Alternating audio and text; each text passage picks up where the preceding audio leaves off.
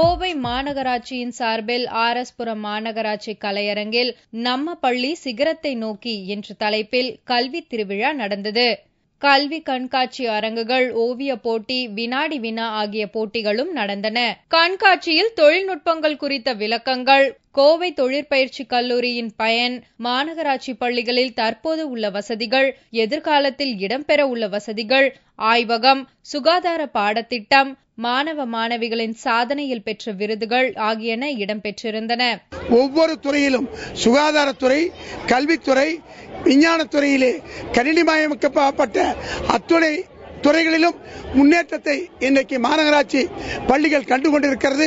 அவருடைய மேம்பாட்டிற்காக இதுபோன்ற ஸ்டால்களை அமைக்கப்பட்டு மாநகராட்சி பள்ளியினுடைய மாணவி மாணவிகள் நம்முடைய தமிழக அரசின் சார்பிலே, மத்திய அரசின் சார்பிலே கல்வித்துறை திட்டத்திற்காக எவ்வளவு தூரம் முன்னேற்றங்கள் இருக்கிறது, நவீனமான முறையிலே மாணவ செல்வங்கள் முன்னேற வேண்டும் என்பதற்காக அரசின் திட்டங்களையும் மாநகராட்சியினுடைய திட்டங்களையும் அற்புதமான முறையில் விளக்கக்கூடிய அளவிலே இன்றைக்கு இந்த கண்காட்சியை மாநகராட்சியின் சார்பிலே அமைத்திருக்கிறோம். கோவை மாநகராட்சி பள்ளிகள் படிப்பிலும் சாதனை புரிந்து வருகின்றன.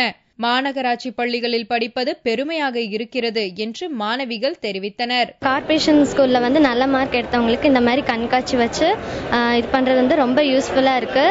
இதனால கார்ப்பரேஷன் ஸ்கூல் ஸ்டூடெண்ட்ஸும் வெளில தெரியுறாங்க. எல்லாத்துக்கும் நல்லா யூஸ்ஃபுல்லா இருக்கு. இது வருஷம் நடக்கணும். அப்பதான் எங்களை மாதிரி ஸ்டூடெண்ட்ஸ்க்கு என்கரேஜ்மெண்டா இருக்கும். எங்களுக்கு வரும் மாணவிகள் மிகவும் ஏழ்மையான நிலைமையில் வருகிறார்கள். ஆனால் எங்களுடன் ஒத்துழைத்து நன்றாக படிக்கின்றார்கள். எங்கள் ஆசிரியர்கள் 7 மணி வரைக்கும் இருந்து பள்ளியில் மாணவிகளின் படிப்பை நன்றாக கவனித்து வருகிறார்கள்.